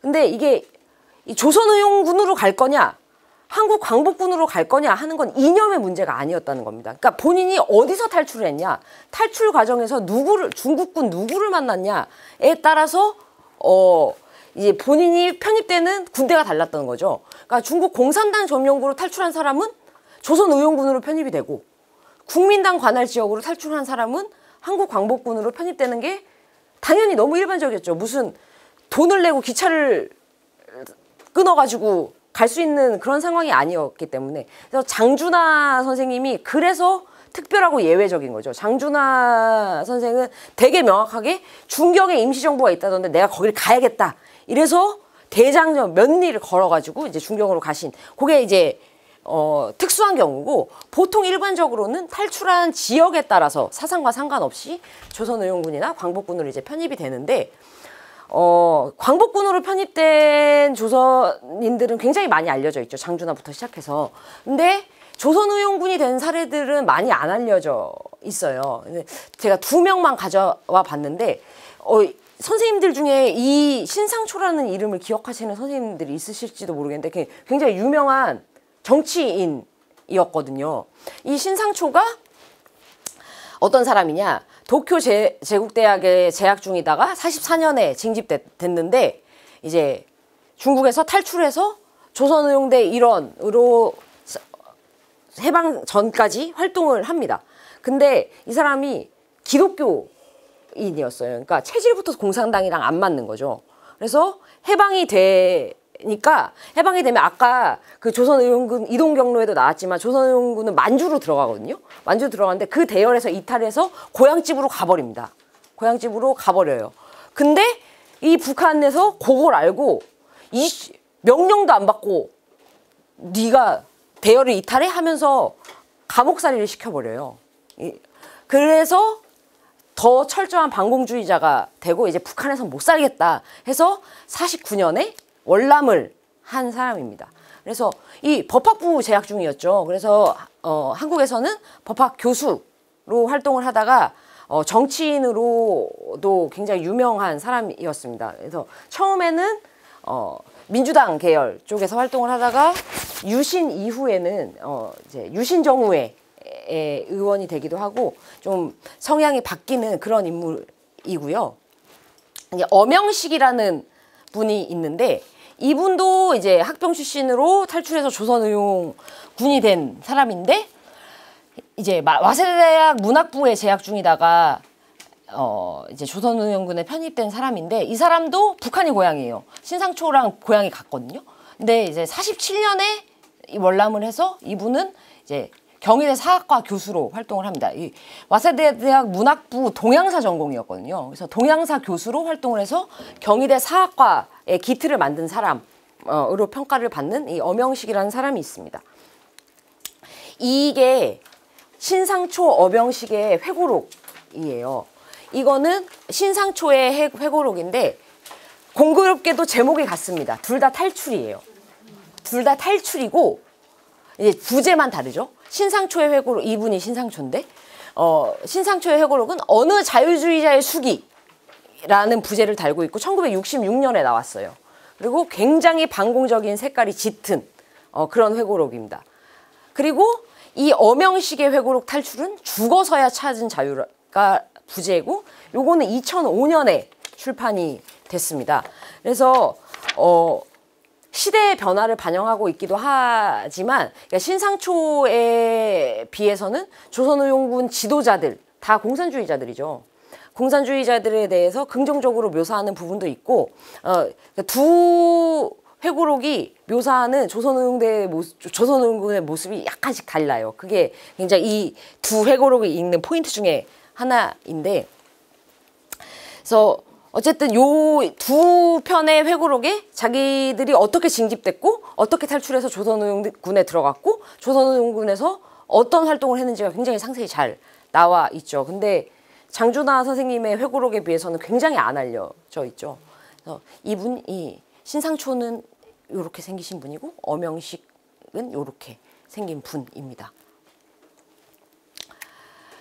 그래서 이런 사람들을 주제로 한 조선의용군의 연극에 대해서 말씀을 드릴 텐데 제목이 재밌죠. 강제병이라는 제목의 연극입니다. 1943년에 공연이 됐는데 극본은 역시 김창만이 썼어요. 근데 이 극본이 흥미롭게도 남아 있습니다. 어디에 남아 있냐? 47년에. 그러니까 해방 이후니까 개작될 가능성을 없다고 할 수는 없지만 어쨌든 47년에 북한에서 발행된 잡지에 이 강제병의 시나리오가 실려 있어요. 그래서 내용들을 잘 알 수 있는 거죠. 그래서 강제 징집되는 거를 보는 어머니가 실성하는 거, 그리고 이 강제 징집된 사람이 일본군의 무기를 빼앗아, 아까 그 표 그대로 하는 거죠. 빼앗아서 조선의용군에 기순하는 내용들로 이제 연극을 꾸린 건데, 이 강제병이라는 제목이 당시 조선의용군이 생각한 지원병 제도의 본질을 반영하고 있죠. 지원이라는 거는 굉장히 자발적인 거지만 그거 아니다. 본질은 강제적인 거다 하는 것이 이 강제병이라는 제목에서 잘 드러나는 것이고, 그리고 이 탈출하면서 팔로군, 그래 조선의용군과 접촉하는 모습을 굉장히 자세히 묘사를 하거든요. 이것도 역시 한중연대의 의지를 표면화한 연출이다, 이렇게 말씀드릴 수 있습니다. 그다음에 탈출기라는 연극이 있는데요. 요거는 재밌게도 지원병으로 탈출한 사람이 극본을 쓴 연극입니다. 정철수라는 사람인데요. 정철수는 요 다음 슬라이드에서 좀 자세히 설명을 드리기로 하고, 이 정철수한테 김창완이 이야기를 하는 거죠. 너 얘기 연극 극본으로 좀 써볼래? 요렇게 해서 이제 정철수가 극본을 맡아가지고 공연에 올린 게 탈출기라는 연극입니다. 이 정철수는 사실 44년에 이제 징집됐다가 조선의용군에 입대하는 사람이고요.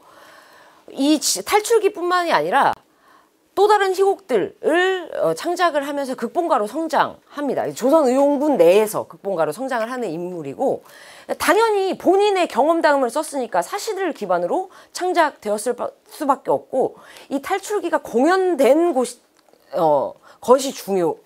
중요합니다. 이 조선의용대 화중지대 신입대원 환영 모임에서 이게 상영이 됐는데, 학도병으로 탈출한 실제 인물이 직접 연기를 하기도 했죠. 근데 이 화중지대라는 곳이 다른 조선의용대 지대보다 조선인 지원병 총무 활동을 더 열심히 했던 부대라는 것이죠. 그러니까 조선인 지원병 총무 활동을 제일 열심히 한 부대에서 이 탈출기가 상영이 됐다 하는 것은 이 역시 이 조선의용군의 독립전쟁 노선, 활동, 투쟁 환경, 이 그대로 반영된 연극으로 평가할 수 있지 않느냐, 요렇게 말씀드릴 수 있을 것 같습니다. 이분이 정철수인데요. 역시 잘 안 알려져 있죠. 일단 이분은 정몽주의 24대 손이에요. 네, 정몽주의 24대 손이고, 조선의용군으로 활동을 하다가 조선의용군이 만주로 들어갈 때 같이 들어가서 연변에서 쭉 삽니다. 연변에서 쭉 살다가 연변에서 교육자로 살아요. 교육자로 살다가 86년인가? 요때 한국으로 영구 귀국을 한 사람입니다. 그리고 용인 출신이에요. 그래서 지금도 용인에 이 정철수의 묘지가 조성이 되어 있죠. 그래서 용인이 내세우는 독립운동가 중에 한 명입니다. 당연히 서운도 받았고요. 이 사람이 이제 연변에 있을 때 나의 청춘이라는 회고록을 내요. 여기에 이제 탈출한 내용부터 시작해서 조선의용대에서 활동했던 내용, 그다음에 본인이 썼던 연극 극본, 이런 것들이 다 나의 청춘에 들어가 있고, 이게 이분이 한국으로 온 이후에 2013년인가에 다시 재출판이 됩니다. 나의 청춘이라는 제목으로. 제 슬라이드 제일 마지막에 참고문헌에 이 나의 청춘 2013년 판을 적어뒀거든요. 그래서 그것을 참고해 주시면 되고, 이런 지원병 출신이 쓴 연극들을 공연을 했다라는 거죠. 마지막으로 시간이 얼마 없는데, 아까 활동 중에 적의 점령 지역에서 하는 활동, 적구 공작을 말씀드렸는데 요거를 형상화한 연극도 있습니다. 이 적구 공작이라는 것은 설명드렸듯이 일본군의 점령 지역에서 전개하는 활동인데 일본군의 점령 지역 동향을 파악하고 또 거기에 있는 조선인들을 끌어들이고 향후의 독립운동을 준비한다는 측면에서 이 적구 공작이 굉장히 중요합니다. 그래서 조선의용군은 이 중국 공산당 지역으로 이동한 이후부터 적구 공작을 3대 임무 중에 하나로 결정을 해요. 뭐 나머지는 선전, 그다음에 초모 활동, 이게 3대 적구 공작 이게 3대 임무인데 또 43년에는 적구 공작이 최대의 의의를 가지고 있는 공작이다. 이렇게 평가를 합니다. 이게 43년에 조선의용군이 앞으로 이전까지의 활동, 앞으로의 전망 이런 것들을 작성한 조맹보고 초안이라는 문서인데요. 한글인데 알아볼 수가 없죠?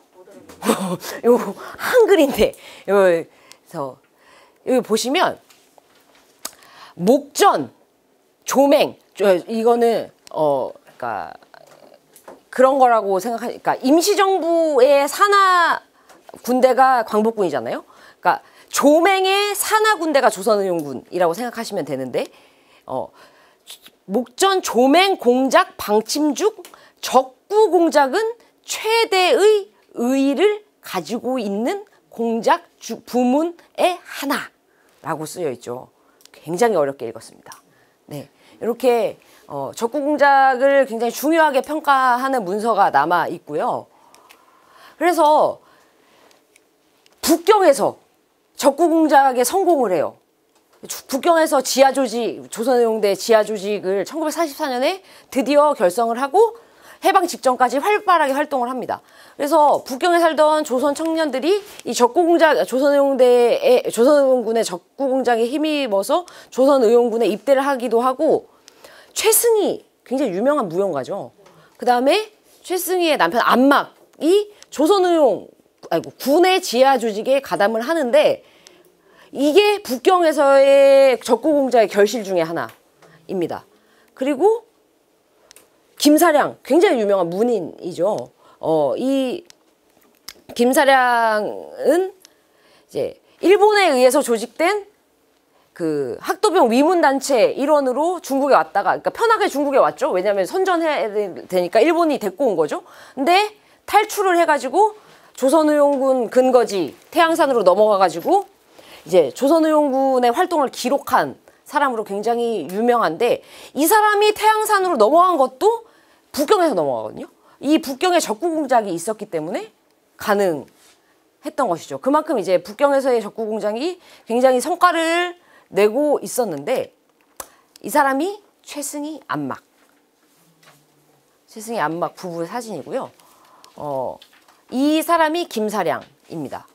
그리고 본인의 탈출기를 노마말리라는 제목의 글로 발표를 했는데, 여기 보이시나요? 동양 사람으로는 더구나 조선 사람의 신분으로는 발을 들여놓기조차 어려웠다는 호사로운 북경 반점이 마치 조선인 합숙소처럼 되어 있었다. 이렇게 써 있죠.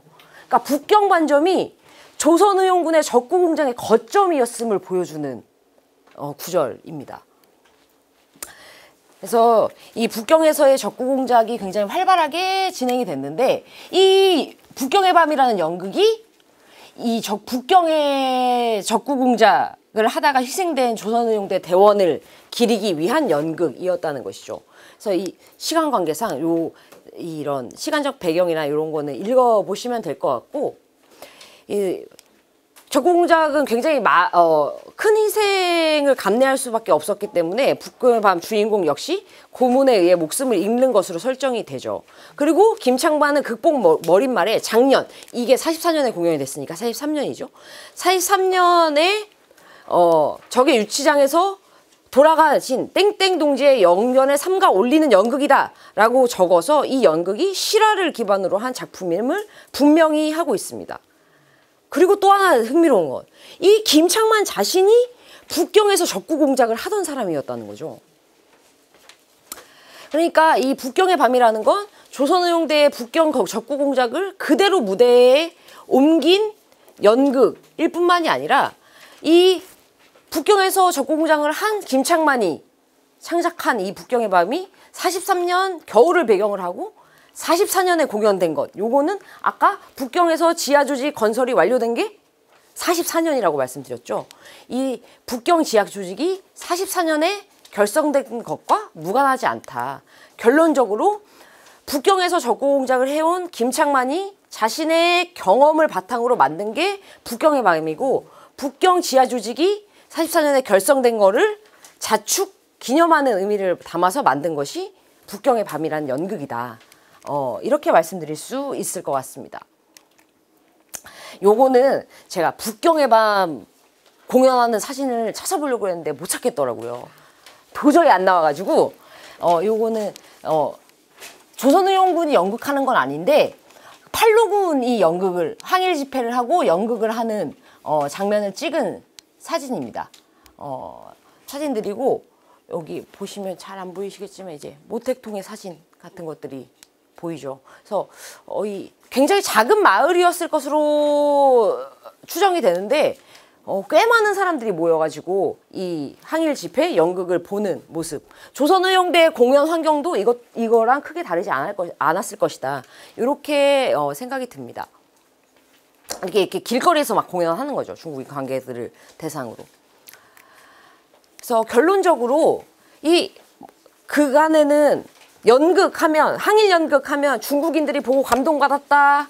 중국군들 돕기 위해서 돈을 모았다. 이런 것들만 주로 이야기를 했는데 조선의용대, 조선의용군의 연극을 보면 그 이상의 의미를 발견할 수가 있다라는 말씀을 드리고자 합니다.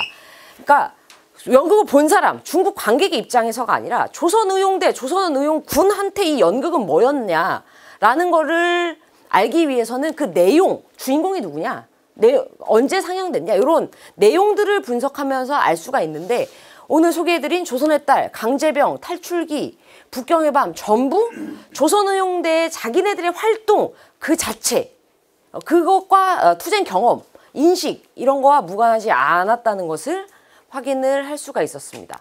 그래서 이 조선의용대, 조선의용군의 항일 연극은 단지 선전부대로서 그냥 연극을 무대에 올린 게 아니라 자신들의 투쟁 경험, 환경을 반영한 조선의용대, 조선의용군의 투쟁 기록이자 항일 독립전쟁 그 자체였다고 말씀을 드릴 수 있을 것 같고, 이건 조선의용대의 연극만 이랬을 것이라고 생각들지 않습니다. 광복군 계열이 했던 연극들도 내용들을 깊이 분석하다 보면은 이런 내용들을 발견할 수 있을 거라고 생각이 드는데, 이런 항일 연극의 이 같은 성격, 위상 같은 게 좀 더 알려진다면 군대, 전투 이런 걸로 상징되는 독립전쟁의 고정적 이미지에서 좀 벗어날 수 있지 않을까. 더 독립전쟁이 얼마나 더 다양하고 다층적인 의미를 가지고 있는 것이었는지를 좀 보여줄 수 있지 않을까. 이런 생각이 듭니다. 그래서 참고문헌은 혹시 오늘 강의가 재밌으셨던 선생님들은 이런 것들을 읽으시면은 좀 더 깊은 내용을 아실 수 있다 하는 의미에서 좀 참고문헌을 정리해 봤고요. 오늘 강의는, 제가 준비한 강의는 여기까지입니다. 그래서 제가 조금 제 예상보다 시간을 조금 더 썼는데, 혹시 질문이 있으시거나 하시면 질문해 주시면 답변 드리고 강의를 마무리하면 좋을 것 같습니다. 네. 일단 그러니까 조선의용대 군의 연극이라는 거는 타겟이 명확하게 중국인 관객 이렇게 있었기 때문에 그러니까 연극의 내용에는 크게 영향을 미치지는 못했을 것이라는 생각이 들지만, 그러니까 연극 활동이 하거나 이런 모습을 보였을 수는 있을 것 같아요. 근데 이게 워낙 정치 최상층부에서 일어난 일이고, 방금 질문 주신 내용이 정치 최상층부에서 일어난 일이어서 이것 때문에 공연 활동이 위축되거나 이랬을 가능성은 크지 않아 보입니다. 다만 이제 방금 질문 주신 거에서 생각나서 이제 조선의용군의 성격에 대해서 조금만 더 말씀을 드리면, 조선의용군의 가장 큰 특징 중에 하나는 하나의 사상으로 뭉친 사람들이 아니었다는 거예요. 그러니까 조금 어려운 말로 하면 다양한 파벌의 결집체가 조선의용군의 굉장히 큰 성격입니다. 그러니까 방금 말씀하신 대로 한국 광복군에 들어가자, 화북으로 가자 이렇게 갈라졌고 이 사람들이 나중에 북한에 가면 연안파라는 정치 세력이 되잖아요. 이 연안파의 가장 큰 특징이 못 모인다는 거예요. 이 하나로 뭉쳐지지가 않습니다. 구심점도 없고. 그래서 뭐랄까요, 김일성 계열과의, 흔히 만주파라고 불리는 김일성 계열과의 권력 투쟁에서 연안파가 무너질 수밖에 없었던 것도 굉장히 다양한 파벌의 결집체로서 결속력이 약했기 때문에, 그래서 권력 투쟁에서 밀려난 게 아닌가, 그런 분석도 있을 정도로 이 굉장히 다양한 사상을 가진 사람들이 모인 것이 조선의용군이었다라는 성격이 굉장히 중요해요. 그래서 방금 말씀하신 것처럼 그 이동에 대해서도 크게 의견이 갈라졌던 것이죠. 일단 이 용어, 역사에서의 용어는 나라마다 또 다르기도 하고, 그리고 그러니까 뭐라고 부를지에 대한 거는 그 명칭을 부르는 사람들이 그 사건을 어떻게 보느냐가 되게 반영되어 있는 거라고 일단 말씀을 드리고요. 그러니까 이게 한국전쟁이라고 부를 거냐, 6.25 전쟁이라고 부를 거냐라는 것이 굉장히 다른 것처럼, 시간이 많지 않아서 좀 자세히 그 6.25 전쟁, 한국전쟁을 자세히 설명을 드리고 싶은데, 어쨌든 용어는 그걸 부르는 사람들의 의미가 담겨져 있는 건데, 이 만주사변이라고 하는 용어는 사실 한국이랑 일본만 씁니다. 중국에서는 만주사변이라고 부르지 않아요. 9.18 사변이라고 부릅니다. 왜냐하면 9.18 사변. 9월 18일에 중국 전쟁이라고 하지 않고요. 네, 만주사변을. 네, 만주사변을 9.18 사변이라고 불러요. 왜냐? 중국에서는 만주라는 용어를 진짜 싫어하거든요.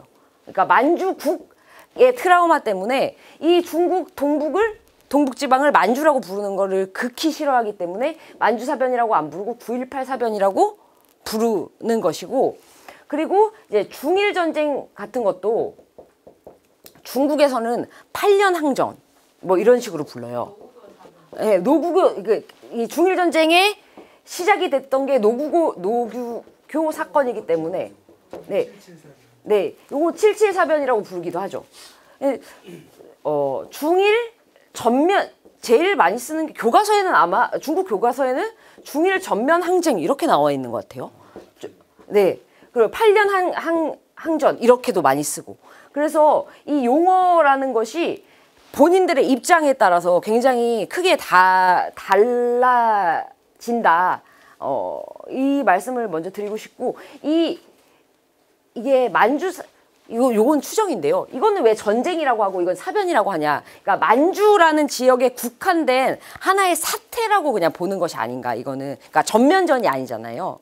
중국과의. 그리고 중국 입장에서는, 특히 중국 국민당 입장에서는 만주라는 지역이 본토보다는 중요성이 좀 떨어지는 지역이었기 때문에 이 중국군이 중국 본토까지 밀고 들어온 요거는 전쟁, 요거는 그거보다 약간 급이 낮은 사변 이렇게 불렀던 게 아닌가. 우리 한국도 처음에는 6.25 사변, 네네네. 네. 6.25 한국 전쟁 이렇게 말하고 있거든요. 네네네. 그러니까 사변이라는 것 자체가 뭔가 사건이라는 의미 같잖아요. 네네. 그러니까 6.25 사변이라고 부르는 것도 그 당시부터 그렇게 불렀던 걸로 제가 알고 있는데, 그러니까 6.25 사변, 동란 이렇게 부르다가 6.25 전쟁, 지금도 법정 용어라고 할까요? 그건 6.25 전쟁입니다. 한국 전쟁이 아니고. 지금 그러니까 교과서 다 6.25 전쟁이라고 써요. 한국 전쟁은 학계에서 더 많이 쓰는 용어거든요.